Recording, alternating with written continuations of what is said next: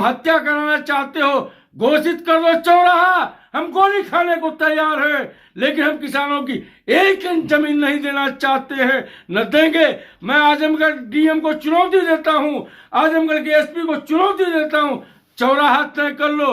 हम दोनों भाई वीरेंद्र यादव, राजीव यादव सीने पे गोली खाने के लिए तैयार हैं। लेकिन यहाँ का निकम्मा डीएम, यहाँ का निकम्मा एसडीएम, यहाँ का निकम्मा थाना अध्यक्ष अगर इस बात को समझता है कि हम अपने लाठी की ताकत पे, गोली की ताकत पे वीरेंद्र यादव, राजीव यादव को पीछे हटा देंगे, मैं कहना चाहता हूं आप पीछे नहीं हटा पाओगे। हम सर पे कफन बांध के सुबह घर से निकलते हैं। और जिलाधिकारी से वार्ता करके जब हम वापस लौट रहे थे तो भंवरनाथ के पास जब हम पहुंचे तो कुछ बाइक और कुछ चारपहिया गाड़ी वालों ने जबरन हमारी गाड़ी को रोक लिया और रोक करके वो हमको धमकाने लगे और वो एकदम अपहरण करने की स्थिति में थे कि किसान नेताओं का जो है अपहरण करने की कोशिश की। तो इस पूरे मामले की जांच कराई जाए, सुरक्षा का सवाल है। अगर मेरी जान चली जाती है, आज मेरे साथ वीरेंद्र यादव जी किसान नेता थे, उनकी जान चली जाती तो उसका जिम्मेदार कौन होता? मेरे ऊपर हमला हुआ, मैं थाना अध्यक्ष को कहता रहा कि भैया ये हमारा एप्लीकेशन है, मेरी एफआईआर आप दर्ज कर लो। कंदरापुर का एसओ हमारी एफआईआर दर्ज नहीं करता है कि ये जो गवर्नमेंट है या प्रशासन है मेरे ऊपर फर्जी एफआईआर करके मुझे जेल में डालना चाहता है और कुछ का ये भी करना है कि वो एनएसए लगाने की भी तैयारी कर रहे हैं। तो मैं पूछना चाहता हूं कि डीएम साहब समय कब आएगा जब वीरेंद्र यादव की आप हत्या करा दोगे, जब राजीव यादव की हत्या करा दोगे? तो जिलाधिकारी आजमगढ़ वीरेंद्र यादव की हत्या कराना चाहता है, अनुराग आर्य आजमगढ़ का डीएम वीरेंद्र यादव की हत्या कराना चाहता है, राजीव यादव की हत्या कराना चाहता है। इस देश में जमीन के लिए तमाम लोगों ने लड़ा है और तमाम जंगें हम लोगों ने जीती हैं और किसान आंदोलन के पहले 13 महीने तक लंबी लड़ाई लड़ा और उसके बाद मोदी जी को माफी मांगना पड़ा। अगर उत्तर प्रदेश के मुख्यमंत्री में दम हो तो आजमगढ़ के डीएम की प्रॉपर्टी की जांच कराओ, वो जेल जाएगा। सगड़ी के एसडीएम की जांच कराओ, वो जेल जाएगा। आजमगढ़ का डीएम और सगड़ी का एसडीएम दोनों जो है कारपोरेटर के आदमी हैं। जो जिला प्रशासन है वो वार्ता से इस समस्या का हल नहीं निकालना चाहता है, वो किसान आंदोलन का दमन करना चाहता है, किसान नेताओं का दमन करना चाहता है। खिरियाबाग आंदोलन के लोग आज जिलाधिकारी से वार्ता करने के लिए गए थे और जिलाधिकारी से वार्ता करके जब हम वापस लौट रहे थे तो भंवरनाथ के पास जब हम पहुंचे तो कुछ बाइक और कुछ चारपहिया गाड़ी वालों ने जबरन हमारी गाड़ी को रोक लिया और रोक करके वो हमको धमकाने लगे और वो एकदम अपहरण करने की स्थिति में थे। तभी तक हमारे पीछे जो साथी जो वार्ता में गए थे, हमारी महिला जो हमारे तमाम लोग नेतृत्व के लोग थे, वो आ गए गाड़ी से और उन अपहरणकर्ताओं को उन्होंने पकड़ लिया और जब अपहरणकर्ताओं को पकड़ लिया तो उन्होंने धमकाते हुए कि किसान नेता हो तुम लोग को ठीक कर देंगे, ये कर देंगे, वो कर देंगे, चले जाएंगे। आज की ये जो घटना हुई और 24 तारीख को भी मेरे साथ जो है जब हम बनारस से आ रहे थे उस समय भी मुझे स्टेट क्राइम ब्रांच द्वारा उठाया गया, कंदरापुर पुलिस स्टेशन को मुझे दिया गया। ये दोनों घटनाएं साफ कर रही हैं कि जो जिला प्रशासन है वो वार्ता से इस समस्या का हल नहीं निकालना चाहता है, वो किसान आंदोलन का दमन करना चाहता है, किसान नेताओं का दमन करना चाहता है। तो मैं साफ कहना चाहूँगा कि जिला प्रशासन से कि ये आंदोलन किसान जो यहाँ पर धरने पे बैठे हैं, किसान मजदूर हैं, उनका आंदोलन है। हम एक समर्थक समूह हैं और समर्थक समूह की जो भूमिका होती है वो हम रखते हैं। कानून की जो पेचीदगियां हैं, जो तमाम बातें होती हैं, उसको हम रखते हैं। अगर इसको आप मान के चल रहे हैं कि हमारी वजह से आंदोलन चल रहा है तो मैं साफ कह दूं कि जिस तरीके से 2 बार अपहरण करने की मेरी कोशिश की गई, 1 बार अपहरण कर भी लिया गया था, तो मैं साफ कहना है कि ये आंदोलन लगातार चलेगा। जमीर और जमीन का ये आंदोलन है। दूसरा कि जो जिलाधिकारी साहब थे, आज जो वार्ता में जिस तरह से बातचीत हुई और पिछली वार्ता में जहां पर ये मामला रुक गया था कि हम लोगों ने कहा कि लिखित दे दीजिए, हमें पूरा आज विश्वास था कि जिलाधिकारी साहब हमको जो है कुछ ऐसा लिखित में देंगे, लेकिन ऐसा कुछ भी लिखित नहीं दिया गया। उल्टे क्या हुआ कि किसान नेताओं का जो है अपहरण करने की कोशिश की। तो इस पूरे मामले की जांच कराई जाए, सुरक्षा का सवाल है। अगर मेरी जान चली जाती है, आज मेरे साथ वीरेंद्र यादव जी किसान नेता थे, उनकी जान चली जाती तो उसका जिम्मेदार कौन होता? इसके पहले भी वाराणसी से जब मैं उठाया गया तो विनोद यादव मेरे साथ थे, आप 2 लोग थे, हम लोग जो है।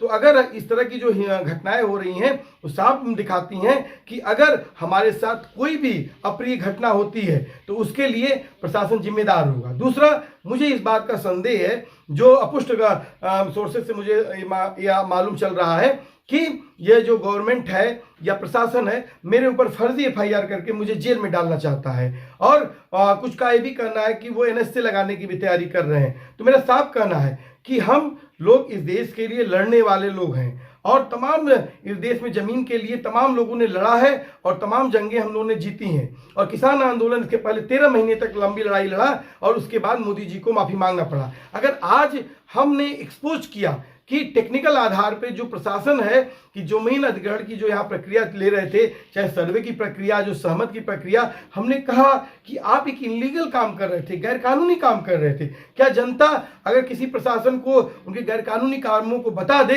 तो वो कोई क्राइम है, उसका अपहरण करवा लेंगे, उसके ऊपर फॉल्स केसेस क्या बनाने का आप कोशिश कर रहे हैं। तो मेरा साफ कहना है कि इस तरह की कार्रवाइयां न की जाए, किसानों की मांगों को माना जाए, और किसान 113 दिन से धरने पे बैठे हैं उनका सम्मान किया जाए। और जो भी अगर इस तरह की जो घटना होती है, मैं साफ कहूंगा कि मेरा परिवार या किसान आंदोलन से जुड़े कोई भी किसान नेता है या फिर इस इलाके के जो आंदोलनकारी नेता लोग हैं या जो समूह है, अगर उनके साथ किसी भी प्रकार का कोई घटना होती है तो उसके लिए शासन और प्रशासन जिम्मेवार होगा। से आ रहा था, भवननाथ के आगे जो है कुछ लोगों ने मुझे 4 बाइकों से रोकने का प्रयास किया।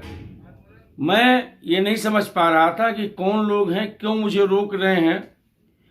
मेरे पीछे मेरे साथी राजीव यादव जो किसान नेता हैं वो भी बैठे थे।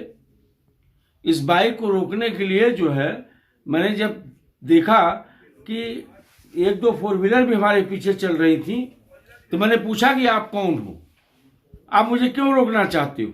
इन लोगों ने मुझे कुछ नहीं बताया, ये लगातार गालियां दे रहे थे और हमको रोकने की कोशिश कर रहे थे। जब हम लोग रुके तो वहाँ हमारे जो आंदोलनकारी साथी हैं उनकी गाड़ी थी, मैं उस गाड़ी को देख के अपनी गाड़ी रोका, लेकिन ये लोग असलहा लगा के आगे से रोकने का पूरा कोशिश कर रहे थे और कह रहे थे गोली मार देंगे। लेकिन मैंने कहा गोली मार दो, मैं पीछे नहीं हटूंगा। लेकिन मैं जिस जीरो टॉलरेंस की बात करते हैं योगी आदित्यनाथ जी, आजमगढ़ जनपद में मैं किसानों का प्रतिनिधि हूं और मेरे साथ ये घटना हो रही है। और ये घटना इसलिए भी हो रही है कि आजमगढ़ के जिलाधिकारी जब हम वार्ता कर रहे थे तो कि भाई जो है मास्टर प्लान है वापस लो, जनता चाहती है। तो जिलाधिकारी ने कहा कि आप सांसद हैं, आप विधायक हैं, तो मैं चाहता हूं कि भैया आप सांसद विधायक से लिखवा लो, रजिस्ट्री करा लो, सांसद विधायक से रजिस्ट्री करवा लो। अगर उनके कहने पे किसान अपनी जमीन देना चाहता तो दे दे। लेकिन मैं अंतिम दम तक ये कहूंगा कि किसान की जमीन भूमि अधिग्रहण कानून से आप ले सकते हो, और आजमगढ़ का जिलाधिकारी कानून का पालन नहीं करता है, आजमगढ़ का जिलाधिकारी कानून की अवहेलना करता है, और आजमगढ़ का जिलाधिकारी मतलब पूरी तरह से जिसका बहुत सम्मान मैं करता था कल तक, वो कोलनाइजरी उतर गया है।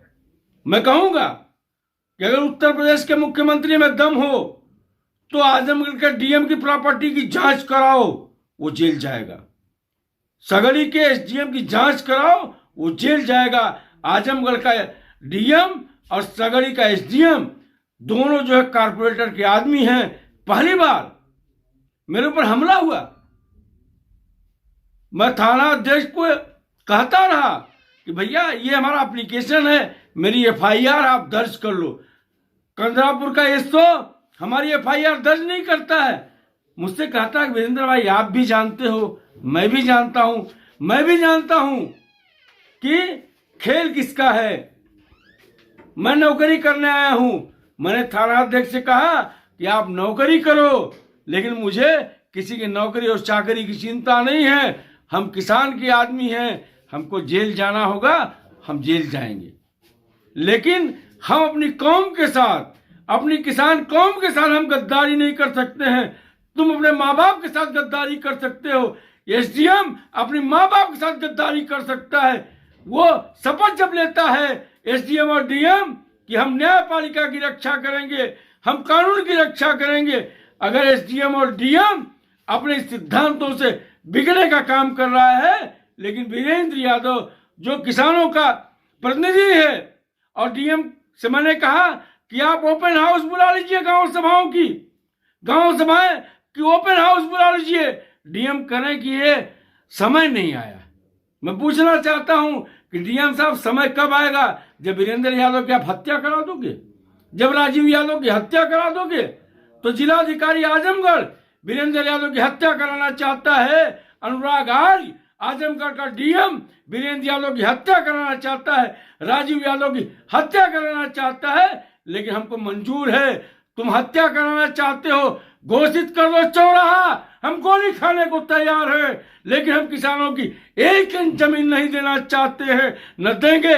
मैं आजमगढ़ डीएम को चुनौती देता हूं, आजमगढ़ के एसपी को चुनौती देता हूं, चौराहा तय कर लो। हम दोनों भाई वीरेंद्र यादव, राजीव यादव सीने पे गोली खाने के लिए तैयार हैं, लेकिन हम तुम्हारे किसी तुम्हारे बहकावे में आगे हम झुकने वाले नहीं है। तुम्हारा डीपीआरओ हमको क्यों सुबह सुबह फोन करता है कि वीरेंद्र भाई बात कर लो।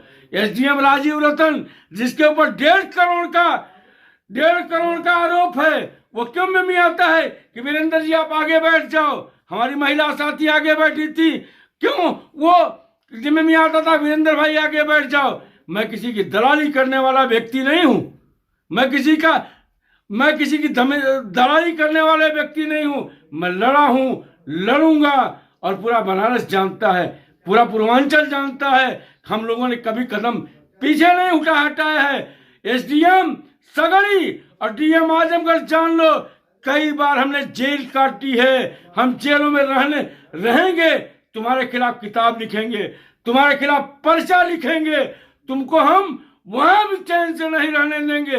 हमको कैद कर लो, हमको कैद कर लो, हम पीछे हटने वाले लोग नहीं हैं। आप कैद कर लो, हमको जेल भेज दो, हम जेल से पीछे हटने वाले आदमी नहीं हैं। लेकिन यहाँ का निकम्मा डीएम, यहाँ का निकम्मा एसडीएम, यहाँ का निकम्मा थाना अध्यक्ष अगर इस बात को समझता है कि हम अपने लाठी की ताकत पे, गोली की ताकत पे वीरेंद्र यादव, राजीव यादव को पीछे हटा देंगे, मैं कहना चाहता हूं आप पीछे नहीं हटा पाओगे। हम सर पे कफन बांध के सुबह घर से निकलते हैं, अपने घर वालों से बता देते हैं कि अगर मैं मर जाऊं तो रोना मत।